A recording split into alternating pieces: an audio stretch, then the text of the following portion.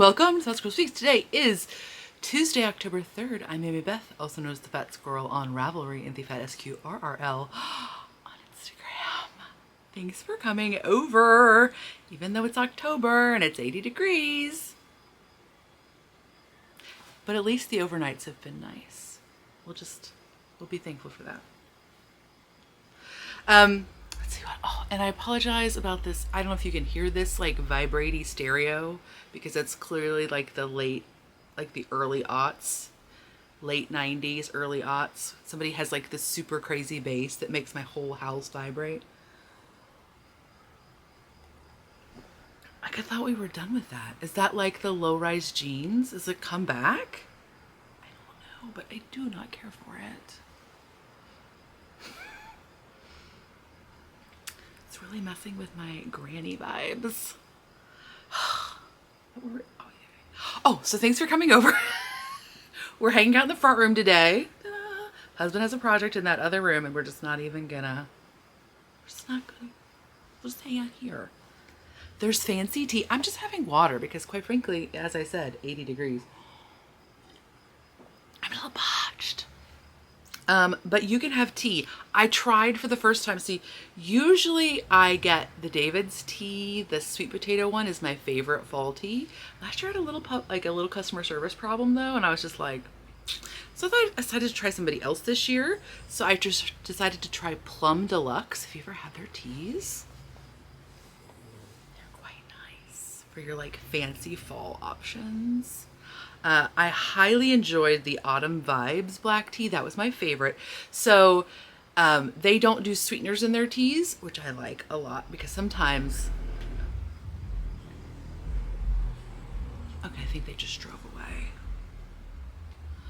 Sometimes they can just be a little bit cloying, you know what I mean? So like I really like the option of adding my own desired sweetness level, but I really like the Autumn Vibes black tea.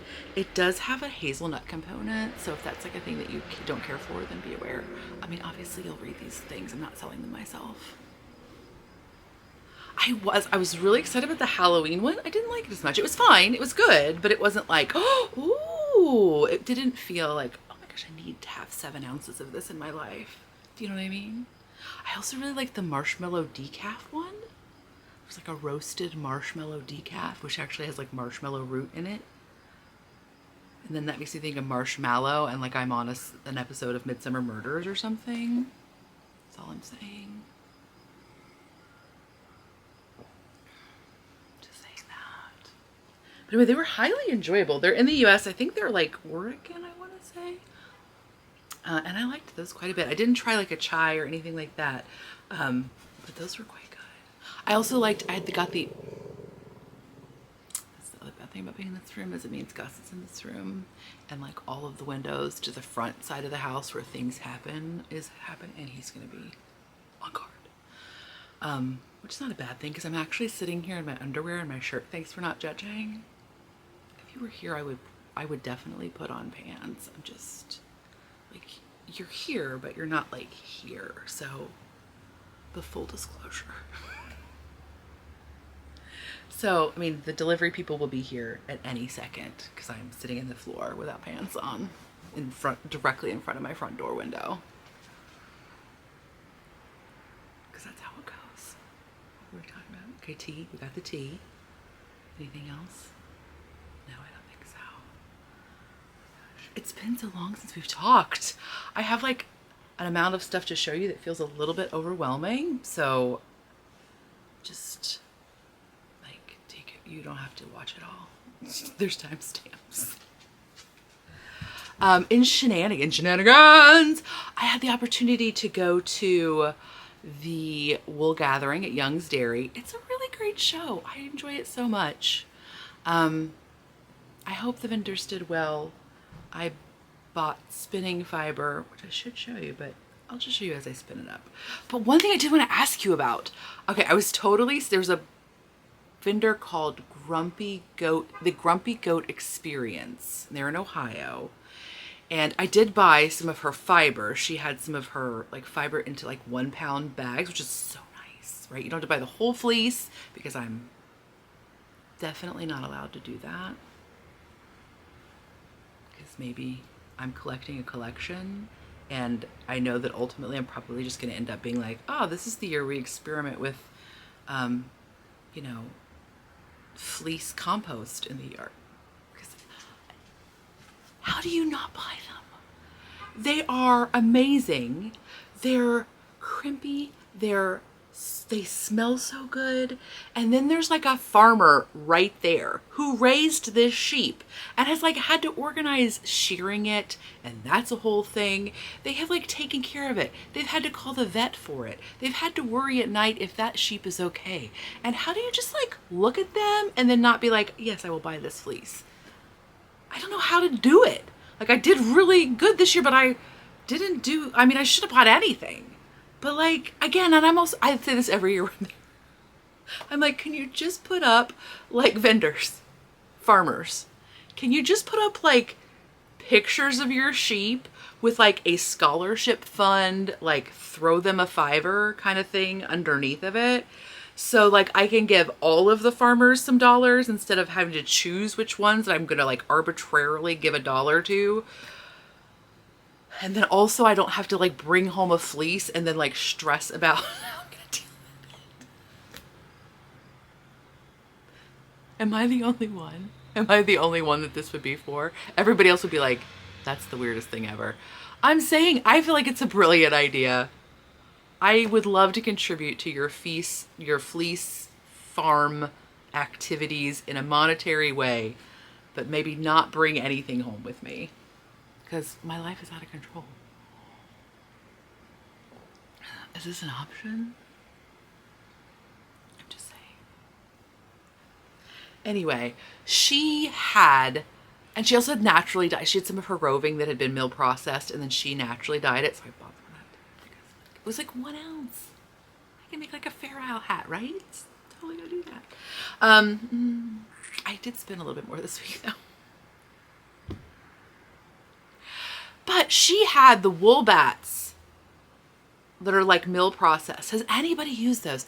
I was literally standing in her booth, like trying to figure out some way to justify this wool bat. And I don't mean like a spinning bat. It's like batting, like sort of like I think it's supposed to be for quilt batting, but like it's so different. And also she had really small, like she had just like crib sizes. And I was like, I am never going to use that. So it's just like standing in her booth for like a ridiculous amount of time trying to be like, again, like trying to like look on your phone on Ravelry, like what am I going to make with this sport weight yarn that I need to buy clearly? Like, and so if I can find a thing that I'm going to make with it, then I can like somehow justify this purchase. So I'm just like looking at this bat like, and like I've never used, like I've used wool batting, but it's super wash, I think, because it's like very easy to machine wash and it's much thinner and like very consistent. And I was just like, how am I going to use this? Anybody used it? Like she said hers specifically was the, oh shoot, is it Zellinger's? It's the mill in Michigan that's like that's super big times.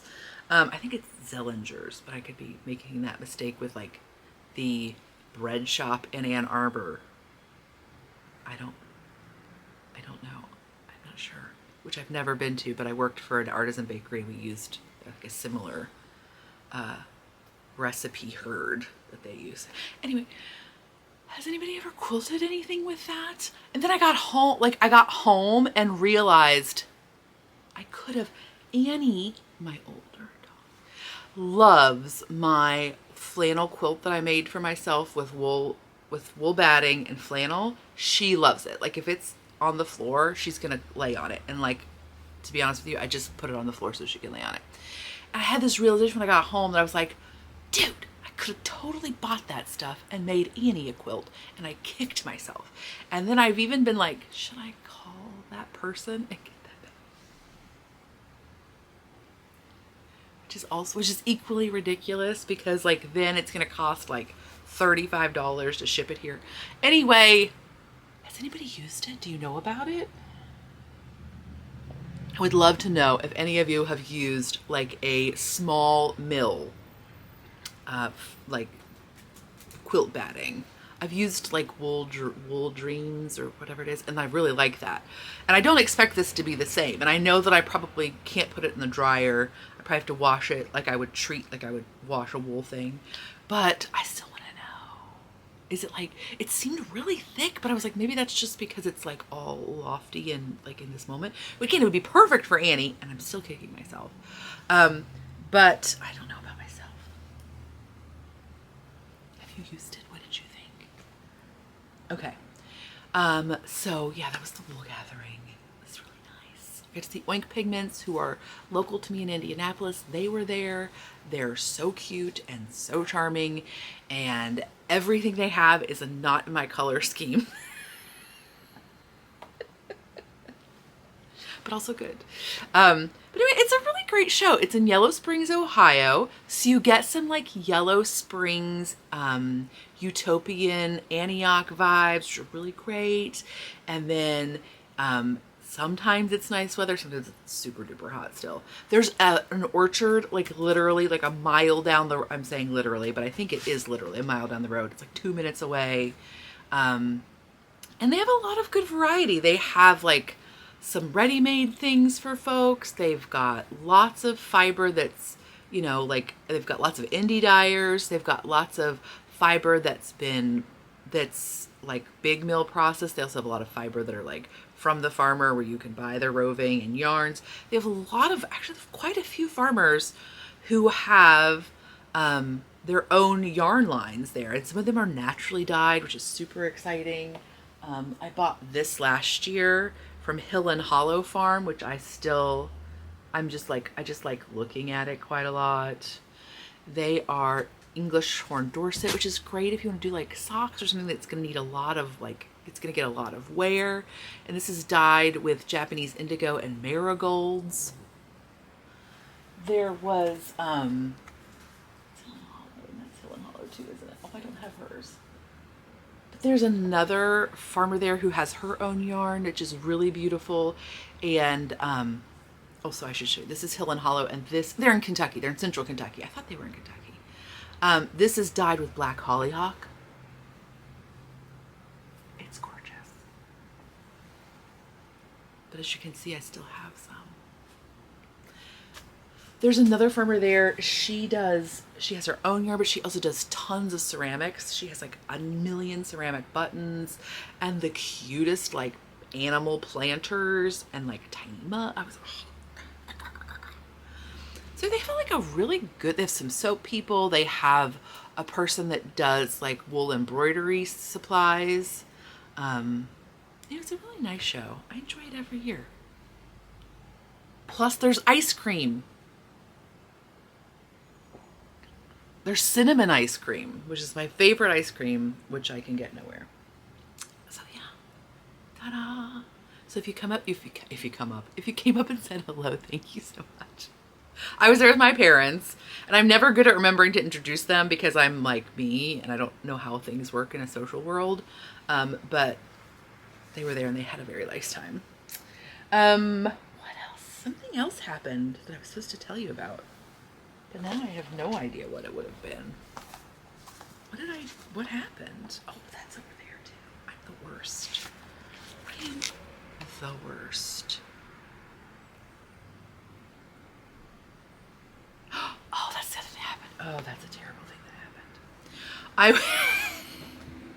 So I went to visit my mom, and we were going to go to the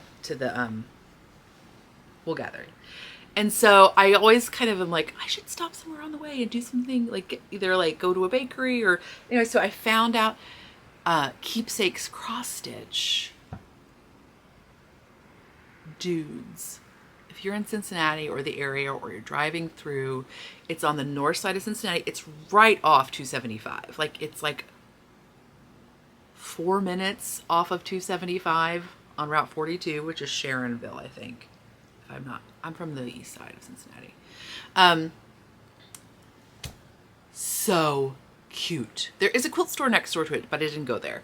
But Keepsakes, I won't even, okay, let's see. Do I have any photos that are even remotely good?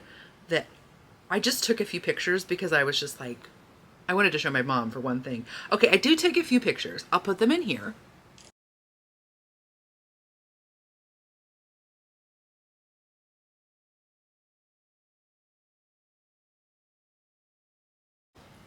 But also know that the owner has on YouTube, remember to link, the owner has an actual like walkthrough of her shop.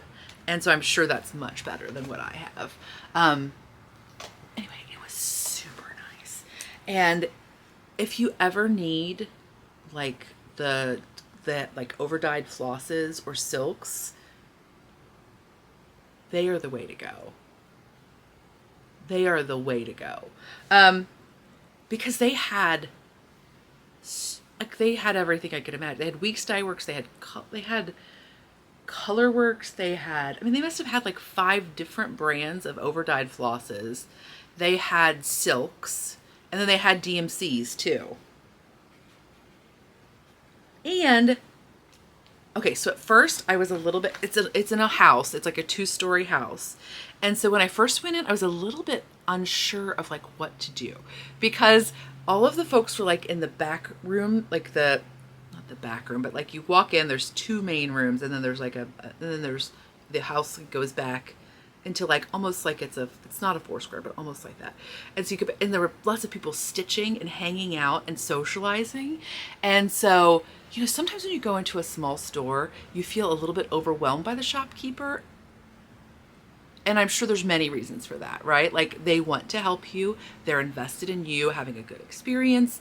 Sometimes it's to combat theft. I understand that as well. Like lots of different, and so sometimes it's a little bit like too much. And I will say that this is kind of the opposite, where I was just like, I was wandering around, I was like, am I allowed to go upstairs? Because again, it doesn't say like, go right up, or if it did, I just didn't see the sign. Anyway, and I wasn't kind of sure, and I was like kind of like, where are, like, because they have a million samples, and it's not like a 1-to-1, like this is the sample, this is the chart. Do you know what I mean? So I'm like, sure, some of those samples are charts that are no longer in print. And so I wasn't exactly sure, like, and so they have so many patterns that they're like, you know, there might be like a I say bin, and it's like cute. It's not just like, you know, a clear IKEA bin like I have in my house. It's like a cute, like a pail or something of like different charts, but there's like 7 different charts in there. And so I was just like, I was just overwhelmed. Right? But then, excuse me, I did go upstairs, and then the stairway was covered in samplers. There must be more custom framing dollars in that house than my house is worth. I'm just chock-a-block. It was so cool. And then you go upstairs, and there's like, again, there's like little rooms, and there's sort of like, they're kind of like season, like theme based. Like there's kind of like a Christmassy one, wintry one, and like a Halloweeny, fall-y, or like whatever. They're kind of like grouped. And then there's like that room with just like a million kinds of floss. And so I had picked out a pattern that I was going to do, which I won't show you because it's a gift. And so I was like trying to kit it up and like get all the flosses together. And so then when I went downstairs with my thing, then the lady was like helping somebody else. And so then that brought another person out. And then that was like, so she helped me like get fabric, and she cut the fabric, and she overstitched the fabric, and then super helpful. And I asked about one chart that I really liked that I couldn't find, and she was so kind, and she said, well, it's not in yet, but we can mail it to you. The sample was so cute. And by the way, I got the pattern in the mail. Their sample made that thing, because I look at that pattern, I would have never bought that pattern, but their sample was so cute. How do they do it? They know how to do things. And they have like all the little, like, if you want to put your cross, like lots of cross stitching is like made into like pillows or like little whatnots or covers for boxes, or they have all that. It was just, they have like, anyway, they just had, it was crazy. They had a million things. It was lovely. And it was there was lots of stuff. So, and that's a really nice, because like I have started to really like cross stitching, but I don't have a particular shop that I have, like, cause like lots of times cross stitching and needlework are like I feel like really what it is it's a needle workshop, and then the cross stitching was just like kind of added as an afterthought. It seems like that's what has happened in the places I have gone, and that it is like very like, we are needlework, but if you like lame cross stitchers want to come, like we'll carry a few things for you. That's what it feels like. I don't know, but it was really cool. And I'm like, let's segue. That'll just segue right into what I'm cross stitching. But before that, I'm going to break my segue in the interest of self-preservation and tell you that I forgot in the last fall update, I totally forgot to put a bag up. Sorry, you're going to just hear my iPad ring now in the other room. I apologize. That's mine, not yours. I completely forgot to put up a bag.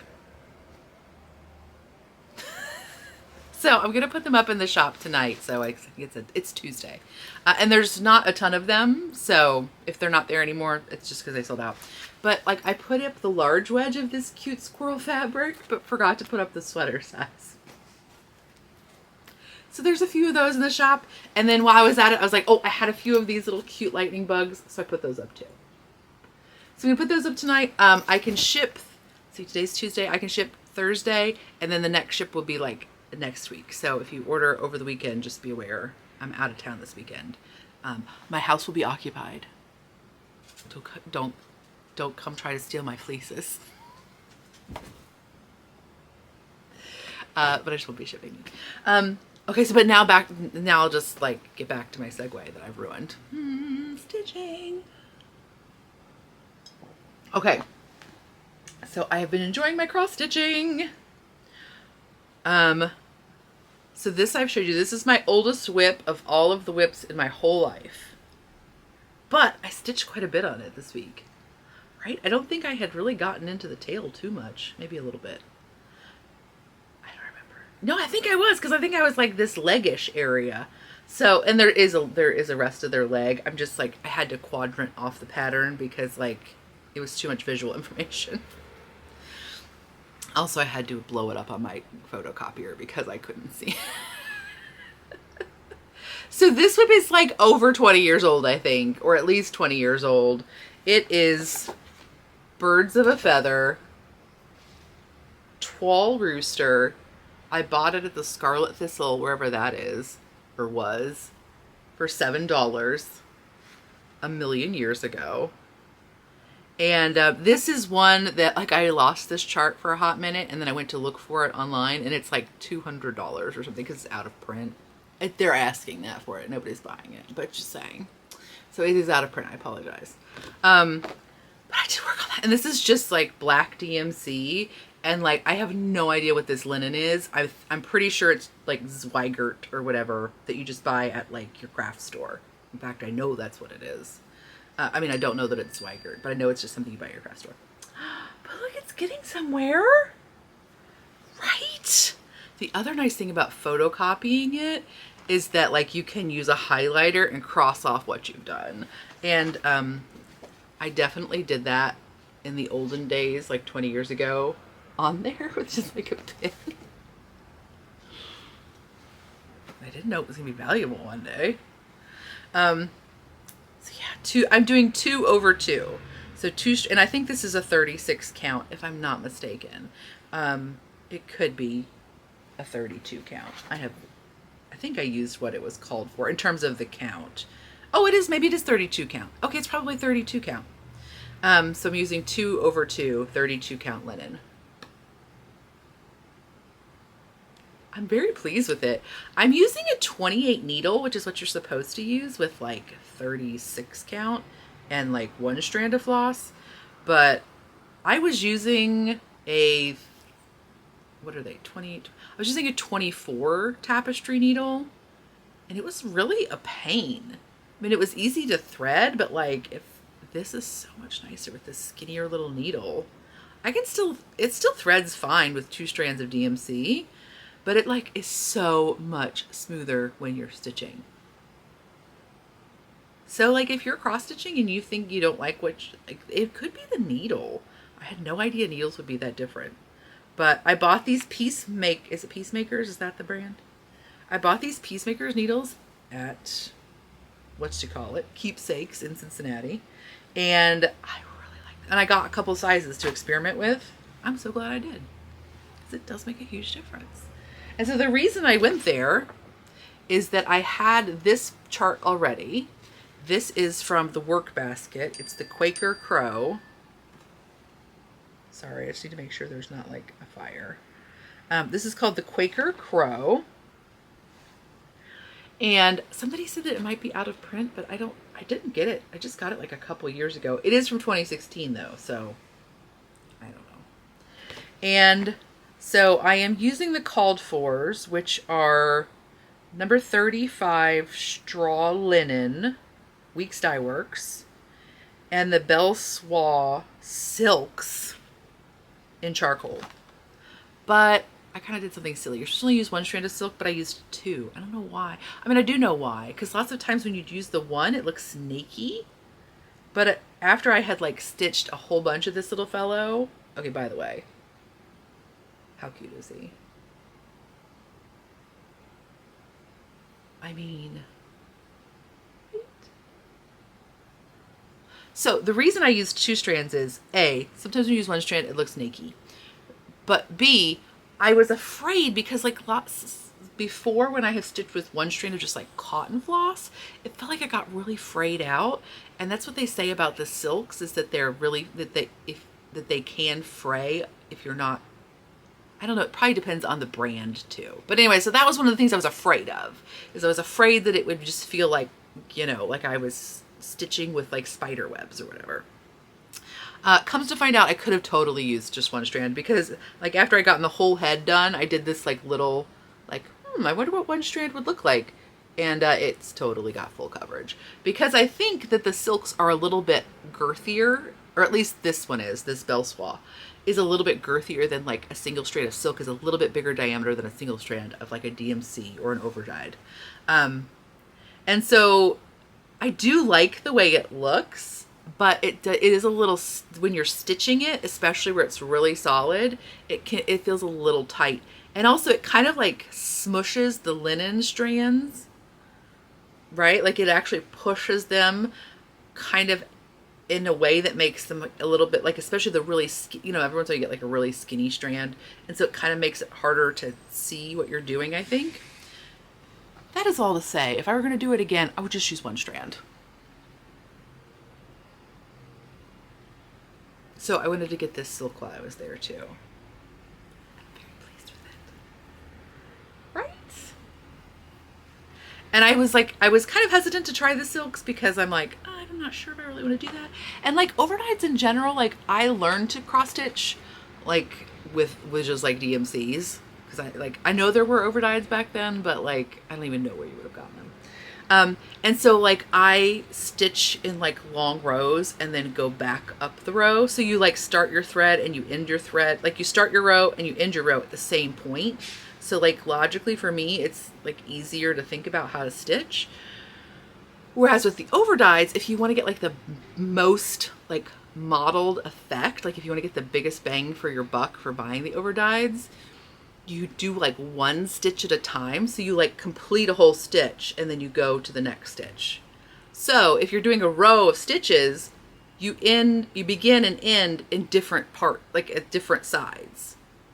And so it took me a little bit of a time,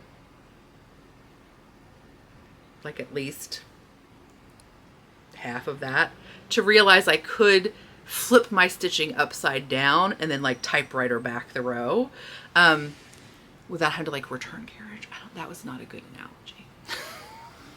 But like I could flip because one of the things with cross stitch is theoretically you want your top stitch, like you do a cross, right? But one of those threads is on top, and like you kind of want to keep that consistent across. I don't know if you would ever be able to tell if it were not like here, if it were here. Maybe you can. But anyway, I just do what I'm told most of the time. Okay, not often, but sometimes. So like I was like trying to figure out how I could maintain like that consistency, and I realized I could just literally flip it upside down. I don't know why my brain could not figure it out. Oh, probably because I was also trying to look at tiny things and count tiny things. So, I mean, I'm going to give myself some forgiveness there. But so that was one good thing. I did realize that. But yeah, so I wanted to try the silks on a smaller project and one that was just one color. I mean, I don't think I would, I don't think I would invest, because the silks are like, they're not, you can't really do a 1-to-1 price comparison because they're like 12 strands instead of 6 strands, but they are more expensive than, like, DMC is your base price, DMC anchors, and then, like, I don't know the comparison between those two, but like you got your DMC anchors, and then you got like your overdyes, and then you got your silks. And so I'm not a stitcher enough right now to like feel like I need the silks. But I think if I were doing, like, for example, if I were going to do another one color project, I would definitely consider doing a silk, because it's just like something different, you know? And it might make me feel like it was more old timey. I don't know. I can't decide. But like if I were going to do like a red work sampler or something, I might consider doing it in an overdyed silk. I don't know. So then another thing that I have worked a little bit more on that I've shown you before is this Plum Street Samplers Autumn Froctor by Paulette Stewart. And so I am using, I don't know what linen I'm using. I'm sorry, I'm not good enough to like have kept track of that yet. I'm still very baby. But here's my thing so far. So last time we talked, I was just working on this like little bottom thingy. But now I've got like the birdish. He needs to be filled in yet. But I thought I would save that for like if I were going to do stitching with other human beings. Also, as women were stitching and socializing, and I was just like, you are clearly on a different level than I am. Because I mean, like, I don't need to be like in a cold, dark room yet, but like, I do need to concentrate. I definitely could not talk and stitch unless I were just like filling in this little feather, this little wing. So, but it is 36 count, and I am using one strand, but I am using not the called for threads. I am using these Valdani threads that I got. This is 3-strand cotton floss Folk Art Fusion collection for Michelle May of the Raspberry Rabbits. So it's just the Valdani floss, and it has a lot of variegation in it. And some of the overdyes have more variegation than others. Like some of them actually have like pink and red, or you know what I mean? Like, but some of them are just more tonal, but these are pretty variegatey. But look how cute this stinking little ball is.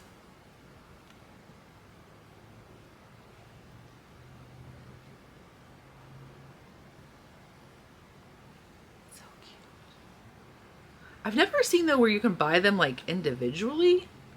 They always seem to be a pack, which I would be hesitant to like commit to very often. But I think I got these originally with some other thing in mind. Oh, at Keepsakes they had. Have you seen that Autumn Quaker sampler? They had one stitched up and it was stinking gorgeous. I need to stinking make that thing. So Quaker cross stitch, like Quaker samplers are, there's like a school in America and a school in England, I think. And it was like a needlework school, a finishing school, whatever. I actually don't know much about it. But they have this very specific kind of stitching that like has like just like these, like a bunch of motifs that are like put together, but they're not like, when I think of a sampler, I think of like alphabet and then like sections. Like there's usually like an alphabet and then there's usually some sort of like pictorial thing. And then it's usually like made by Clancy in 1875 or whatever. But the Quaker samplers, like this is not a traditional Quaker sampler.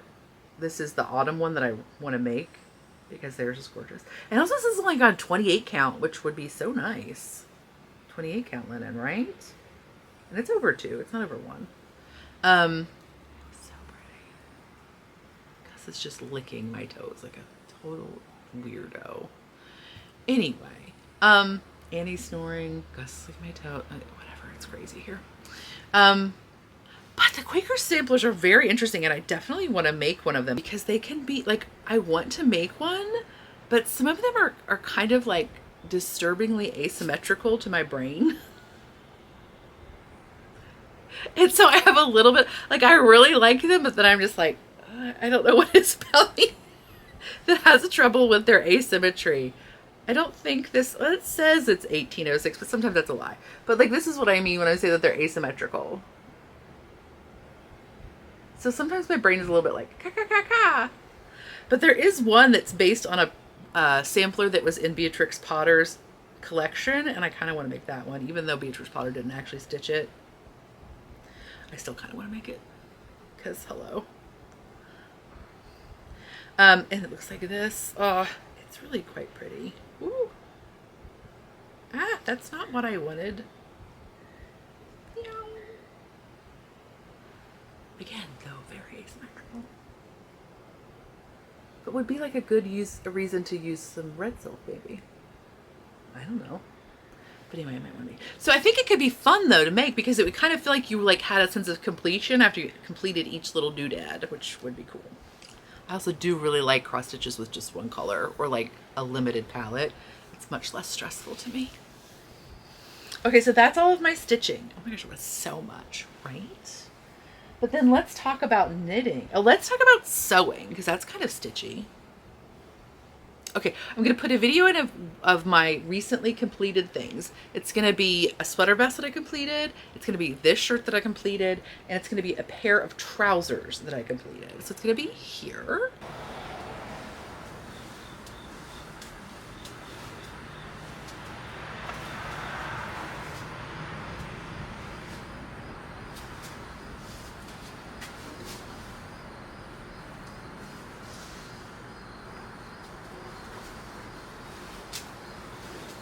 So let's talk about these things. I am wearing, this is the Cameron shirt made by Helen's Closet Patterns. I am wearing a complete, like a just straight bust size. So I did not make any alterations to this pattern. I mean, it didn't change the length. It didn't change a thing about it. And it is like it's a traditional, like straight, like a menswear fit where it's just a straight, like unlike the Joni from So Liberated, and then also the Gilbert from Helen's Closet. They have like the back is pieced and it has like a princess seam into it, or like, I don't know if the Gilbert has got 2 seams in the back panel or if it's just one, but anyway, it has like a more curved fit, whereas the Cameron is just a straight fit. They all have a yoke in the back, but this one is just like the traditional like pleat at the yoke. Anyway, so I wanted to make this one.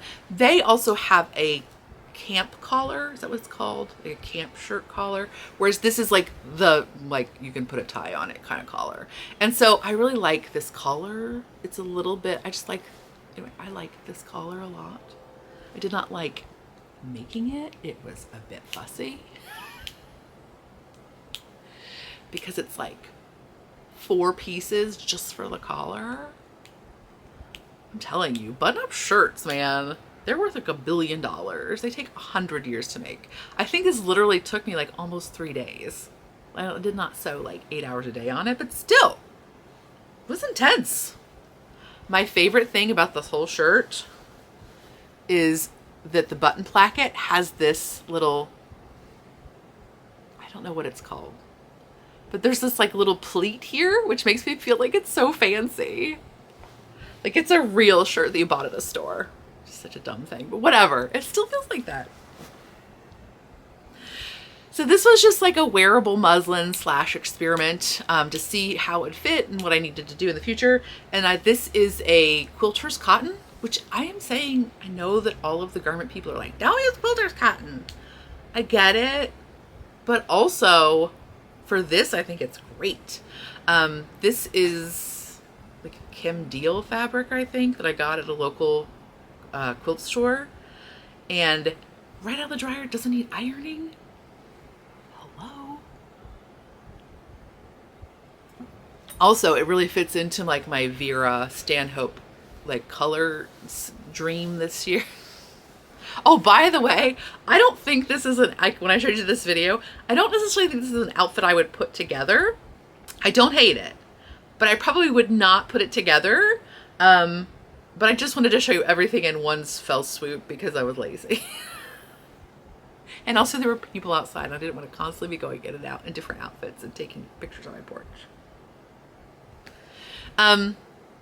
But so yeah, I'm really pleased with it. The length of the sleeves is great. I am 5'7"-ish, and like usually women's wear is too short in the sleeve for me. But these are okay. If I make it again, I will make them a little bit longer. And I really do need to make like a smaller size and do like an FBA, like a dartless FBA, because I still want like the sort of like mensweary look. Like I don't want to put like princess seams in it or something, or like an actual dart for. But it is like technically too big in the shoulder. Like here's the shoulder seam, and like it should probably be like an inch smaller technically, but it's fine. As a little bit, you know, more fabric in the back because to fit my boobs in the front. Like, so next time I make it, again, we'll see. I might do like a dartless FBA, or I might just be like, whatever. I plan to just wear this under sweater vest, so it doesn't really matter too much. I don't know, we'll see. We'll see what I decide. And then the pants I am wearing are another sort of like wearable muslin, wearable toile. They are a mashup of the Muna and Broad Noise jeans. So that is a jean pattern that's very high-waisted, that is written for non-stretch denim. Their patterns have a great size range. And if you are above their like commercial, like if you're above, like if you don't fit within the sizes they have available on their website, they will draft a bigger size for you if you need it. They're the best. But I've been looking at those Eve trousers, which is by Merchant and Mills. So the Muna and Broad Noise jeans, they come in a tapered leg or a straight leg. And then, but like, I kind of want something in between, right? Like the straight leg is a little bit too stovepipey in my size, like because I have big thighs. Hello. Like when the paint leg is straight, it just feels like it also kind of gets dangerous. Have any of you done this? Like where you've worn straight-legged pants and then your foot gets caught inside your pant leg and you almost bite it? Can I get an amen? So like I also have to be careful with like because like there's like straight leg where it's like it does actually, like if you're, again, like if your leg is this big around, I don't know how big a straight sized person's leg around is. Is it this big around? I don't know. But anyway, if your leg is like this big around, then that big around at the cuff is not dangerous. But if your thigh is this big around, then this big around at the cuff becomes dangerous, right? Like your feet get caught in them. It's like a lot of stuff happening. So I need some, but like I also don't want the straight taper because then it feels like too early 90s for me still. So I need like I like kind of want like I'm really in love with the balloon leg, like the kind of like whatever. I don't know what I'm doing, people. I'm just here. Who knows what I'm doing. But I really have wanted to make these Eve trousers, and I was all set to make them. But then when I opened up the pattern, I was going to show them to you, and on the pattern drawing, they don't even look like, they just look strange. When I opened up the pattern, I was like, there's no pockets. There's back pockets, but there's no side pockets. What? And I think it is because the pants are written But like this, okay, this model is like the cutest person ever, but also like they said they just have like kind of a fun, something's going on there, leg. Not like wild, like the So Liberated Arthur pants, but just a little something happening. And so I think they're super cute. And I wanted to try some pants that were not elastic waist because I wanted to make some heavier fabrics like corduroys and denims and things like that. And like sometimes you can pull off the corduroy with a elastic waist. I definitely have made them before, but it just depends on the weight. Like sometimes when you get into a wider weight, it starts to feel like it doesn't want to elasticate correctly, and it like feels kind of weird. So I wanted to practice with some non-elasticated waists. I liked the profile of that Eve. I liked it even has like a side, it has a side zipper instead of a front fly, it has a side, which I thought was super cute. But I wasn't quite ready to modify it to put in a pocket because that's like not even a hard thing, but in my head it was just like, ugh. Also, I knew that Moon and Broad has a really high waist, which is what I love. Like I like the waistband. If I'm gonna wear a waistband, I want it above the top of my B belly. So like I want it almost to my bra line, like fully whatever generation that was. That's what I'm going for.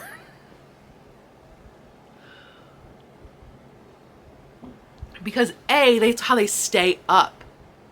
If the waist, like the waistband, like if it's a non-elasticated waist, it needs to be either in the middle of my B-belly, like where my belly button is, but then that can cause like binding when you're sitting, and like there's more ease. Like I'm pushing out my belly while we're talking.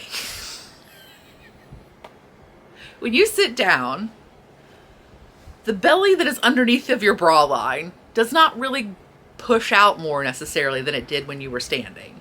But if you have a big belly, when you sit down, or at least my belly, when I sit down, like the crease between my B-belly, so like my navel line, expands more. So like if you have a rigid waistband, it's less comfortable. And I think for a lot of other fat people. So the rigid waistband above the uppermost B-belly, again, almost my bra line, is what it works well. So I knew that Moon and Broad was gonna like give me that. So I was like, well, maybe I should like cobble together like a Muna and Broad top with this like Evie leg. It was slightly disastrous. Like, I don't know why. I don't know how I drafted it incorrectly, but like my pant backs were significantly longer than my pant fronts. Obviously I had like tilted them funny when I like lined up the crotch thing. Like I must have like tilted one down and like tilted one up. Who knows what I did. But anyway, the backs were like significantly longer, but rather than just like look at the instructions or like recut the pattern pieces, no. I'm just like, oh, let's make it work. Maybe they're just like eased in a little bit, because that is actually a leg silhouette that I enjoy, where the back piece is a little bit longer and so it eases it in a little bit. So it's sort of like a sock, right? Like where you need more room in the back of your sock than you do in the front. And so I need more room in the back of my pants than I need in the front. So it's just like, oh, I think this is gonna work. And it actually is totally fine. Nobody would notice unless I were like, do you notice that the back the back of my pant legs are a little bit like almost gathered over here? Somebody would be like, maybe.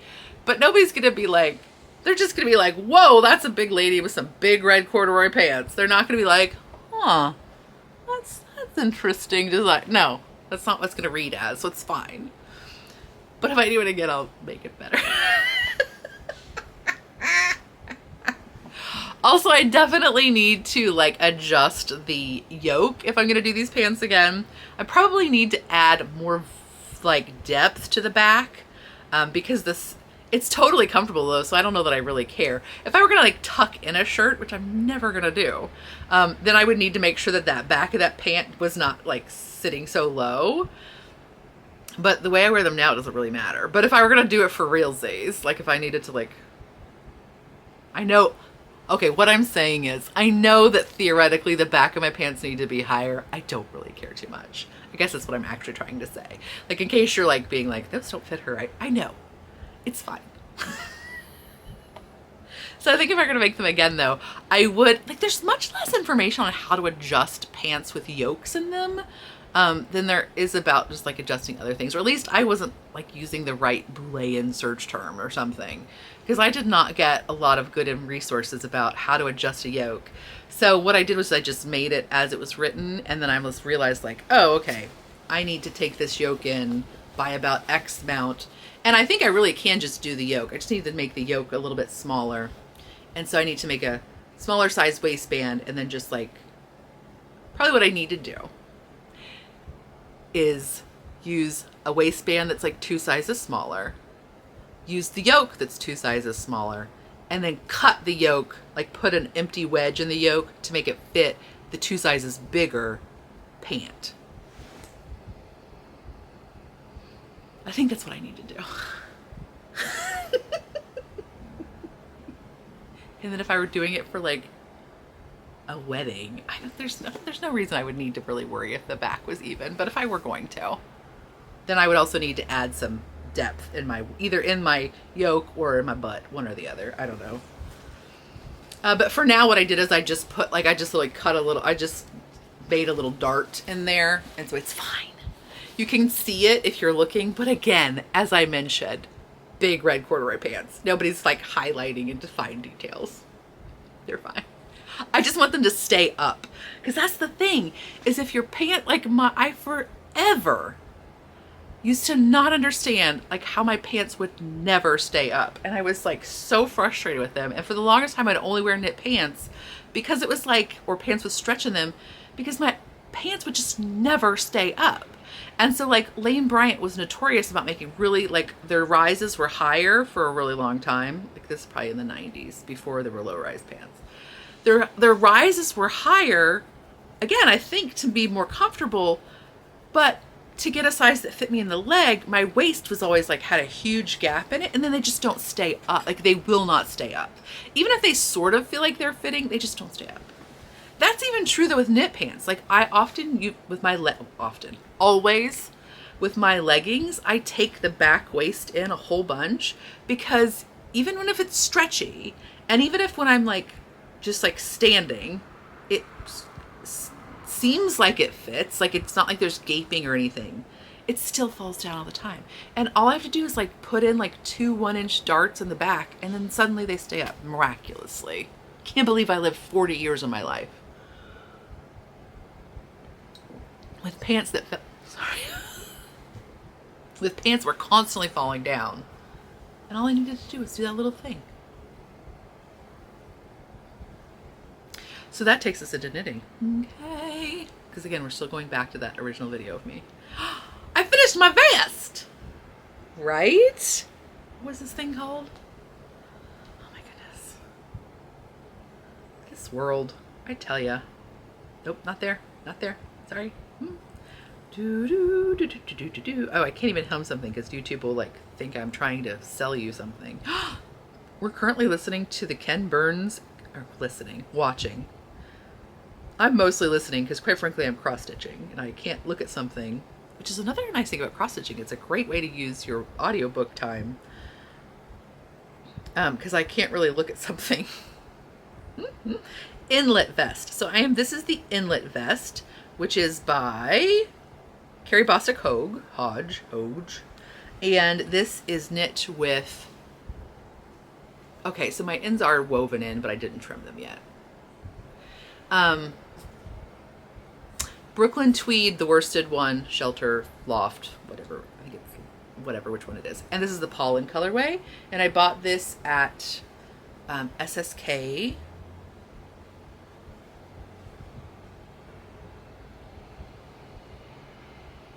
I can't remember her shop's name all of a sudden. Whatever. I told you when I bought it. Yes. And I think I made this one just exactly as written. Usually I do a bunch of modifications and do some like bust fitting, and like technically it is a little bit wider in the shoulder, but it's very easy just to kind of push it up a little bit and it hangs just fine. It doesn't feel like it's going to be falling off. So yeah. Hooray, hooray. Oh, that's the thing, is like last time I told you, like I was knitting on it and I got the front's done and I was like, what is wrong with this pattern? And then I realized that I had misread the pattern, and like instead of like casting off all these stitches, I thought it was just one stitch. So as you can imagine, it looked really wonky. So it's not, I did kind of do a little bit more decreases on the front, a little bit more, but not a ton more. But it did do a little bit more than the pattern. I said I did it. I never do the pattern. If it's knitting and it's clothes, trust me, I just have not done the pattern as it was written. But so yeah, so there are a few more decreases in the front, but I really should have even done more to make it more narrow, but that's fine. It's fine. It's fine.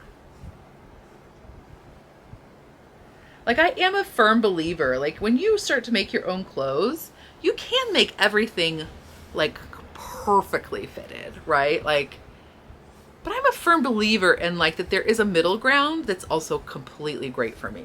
Like, and usually it's that middle ground that I feel more comfortable in, because lots of times when something is like perfectly fitted, it is only perfectly fitted for like one stage of your life. Like, it's your perfect, like it's you standing and not moving. It's perfectly fitted. It is hard to get it perfectly fitted while you're standing, while you're sitting, while you're reaching, while you're bending.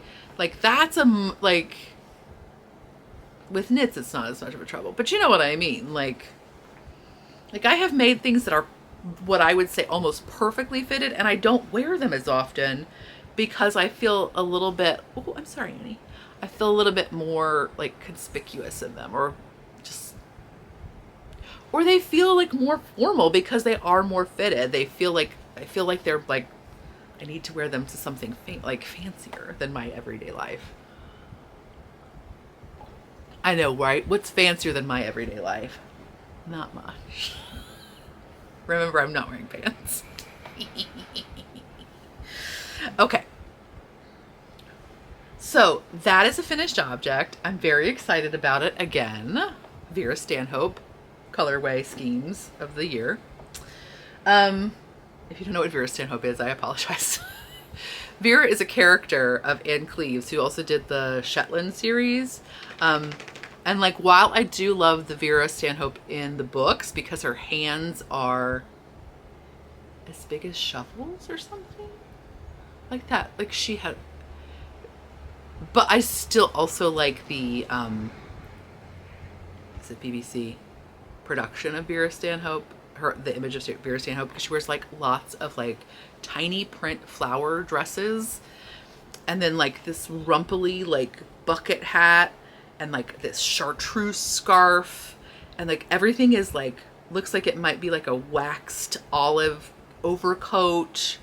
I like dig her, the costume designer's vision of her in this production. It's pretty awesome. Okay, what else am I making? Oh, I'll show you a little bit. I worked a little bit more on my crunkled socks. That's by Kay of the Bakery Bears podcast. And this is Woolens and Nosh Fancy Schmancy Pumpkins. This is her 90% superwash Tarhi, 10% nylon base. I think that's the right proportion. But isn't it cute? So I just did plain stockinette on the foot. And then I'll do an afterthought, a cut-in afterthought heel. I love this. I love this stitch pattern. It's super easy and it's super satisfying. It's so cute. It's a great combo. And I'm knitting those on 00, double points. No, 00. Am I knitting on double zeros? I think so, right? I think I'm knitting them on 00 Chow Goo. Yeah. Chow Goo, not interchangeables, because I broke my interchangeables. Just regular old circular needles. That's what they're called. Okay, so then in new knitting, I cast on and knit a little bit more on another Musselburgh, which is a pattern by Isolde Teague, which is like super great, especially if you need like something that is akin to sock knitting, but you don't necessarily like sock knitting. Or like for me, sock knitting is not my natural tensioning gauge, and so I can't like do a lot of sock knitting. It hurts my hands because I'm a very loose knitter. This is a great alternative. And this yarn has been stashed away for something special. And I was like, oh, wait, that's perfect for that. This is M to the Third's Mescla in the Cianaga colorway. So this is a M to the Third. 40% merino, 40% Peruvian Highland wool, 20% nylon, hand dyed with natural dyes. 100 grams, 440 yards. EM to the Third yarn.com. And she has a podcast, and she is lovely as all get out. And also her Instagram is highly enjoyable.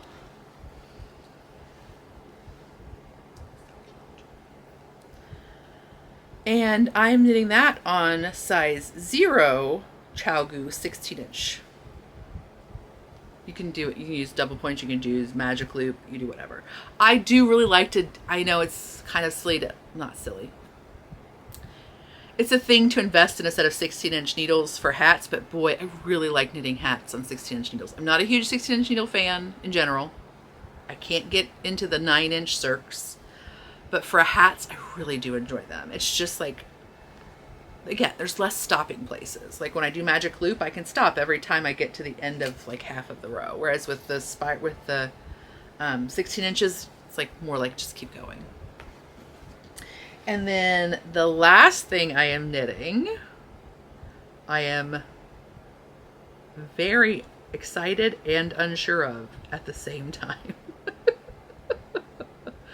Do you have that sometimes? You're like, I'm really excited if this turns out well, and yet I'm very suspicious that it might not. This is the Baltian, B-A-L-T-I-N, B-A-L-T-I-A-N, the Baltian sweater by Caitlin Hunter. It looks like this. It's a dolman sleeve. It's a wide neck. I don't even know who I am. Those are both things that I am not a huge fan of. But I tried on an Advent sweater, like a mini skein sweater at SSK that was a dolman sleeve, and I really loved it. But I also am like, is that too like femmy for who I am? Like, I don't know, man. I wax, I wane. Who knows what's going on? And like usually I don't like a really wide neckline because it always is going to fall off of me, because again, for something to fit me in the bust, like usually a wide neckline is going to be like off, it's going to be flash dancing, it's going to be off the shoulder. So we'll see how this goes. I don't know. I will say that she has done a good job of like, she does not have a width of neckline for every size. It does not get bigger and bigger and bigger for every size. So hopefully it's going to work out, but I don't know. Here's mine so far.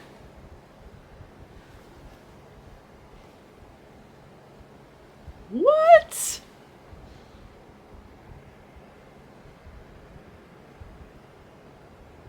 Okay, I'm really excited about how it looks on the camera. That's super fun. So this is the back. I have split for the sleeves.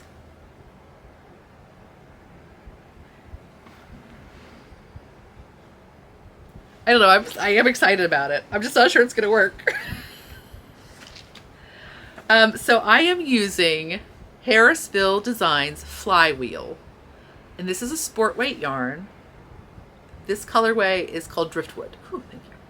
And I had purchased this yarn for another project, but I had purchased, you were waiting for it. I purchased this at SSK. And this is from Republica Unicornia. Of course it is. This is her mohair silk. So it's 75% kid mohair, 72% kid mohair, 28% mulberry silk, 50 grams. This is electric disco clam. And I really wanted to do like a neons and neutrals. Okay, I was like kind of obsessed. And like I was looking for a shawl or a sweater. I really was originally just looking for a shawl. or sweater. And so this one came up, and I don't know, for some reason, and I mean, again, if it actually fits me, it's going to be like exactly what I wanted. It's a little bit risky. It's a little bit risky. But I'm super satisfied with at least how it looks. Hello. And it calls for 2 skeins of this mohair silk for the yoke. But you actually just, if you're going to, because she uses 2 different colors, but if you're going to use the same color, you just need 1 skein, because I have extras. But also it is kind of nice not to have like the 1 string constantly twisting around the other one. I did for a minute try it with 3, and because I was like, when I was making it, I was like, this is more pink than I thought, because I want it to be more like hot coral, and it was like looking kind of pink. Now it does not. So I threw a strand of orange in there, like a 3rd strand of the mohair silk in like an orangey colorway.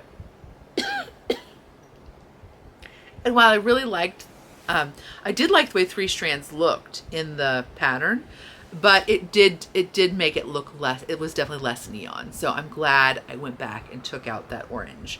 Because yeah. Yay! So we'll see. One thing I will say, it looked like from project photos that there was, the pattern uses an I-cord cast on for the neck. And like I-cord cast-ons can be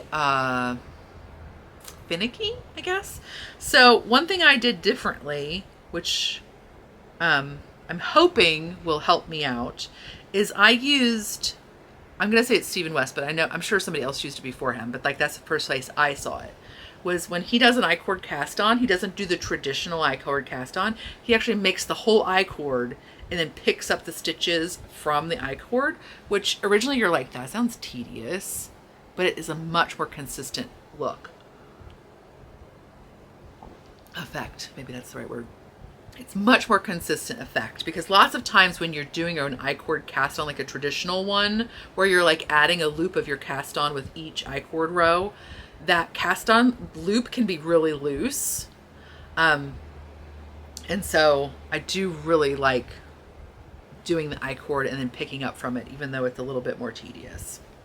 So anyway, so I hope it's going to save me, because it looked like maybe that was the reason some people had like a looser neckline, but we'll see. Because theoretically it shouldn't be too bad, right? It shouldn't, so it doesn't look like it's flash dance on me. We're gonna find out. We'll see. I was afraid to do like anything moddy to it, because again, I don't have modification. I don't have experience making dolman sweaters. So I was kind of afraid to do any modifications to it, but we'll see. I mean, yeah, I don't think I will, because I don't think I really have room. Yeah, no, it doesn't matter now. We're over it. We're going for it. Like an easy thing would have been to like put more stitches on the back when you like break for the sleeves than you do on the front. Like that would have been, but I was thinking that there's enough positive ease that it shouldn't make too much of a difference. Especially since it doesn't really fit in the armhole. It's like lower down, and it's like more of like a across the whole bust. Like, you know, I'm thinking it doesn't matter as much.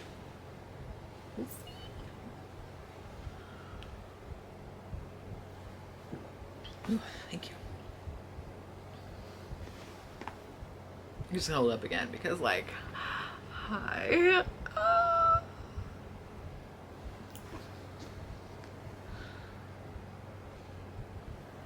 So I am playing a little bit of yarn chicken with this yarn because it's not currently available in a lot of places, but I did find one place that has some. I'm not telling you, but I did find one place that has some. So hopefully the watershed. So yeah, that's all my knitting. That's all my stitching. That's all of my, right? Oh no, it's not. Okay, that was me deciding like I should just talk about it next time because I've talked about so much stuff, but it's also down here. So just a minute. So you may remember that a while back I pieced the top for my Maggie Pearl quilt. And this is a pattern by Penelope Handmade. It comes in a throw or bed size. My mom quilted it for me, and it's back. So I did add a little bit extra to the pattern as written because I wanted just a little bit more drop on my bed top. So I added this little 1-inch sort of fussy cut border with the little apples. How cute. I say sort of fussy cut because I'm not like the greatest at fussy cutting. It reads sort of like it's fussy. And then piano keys in just some whites for a little bit extra. And then I used this cotton and steel wide back, which I really liked. Sorry, it's kind of bleeding out. Okay, it's this like very folksy kind of like, it's got the hand with the flower or the heart in it, some butterflies, some moons and stars and all that good stuff. And so, yay. I will put a picture of it here so you can get a little bit more idea. But yay! So my battery's about to run out, so that's all. And yeah, so there's some bags in the shop, maybe fatsquirrelfibers.com. There will be some more October 15th, and then there will be a winter update November 1st. Like it'll probably be Christmas November 1st and then winter November 15th. Probably is how it'll work. But yeah, until I see you next time.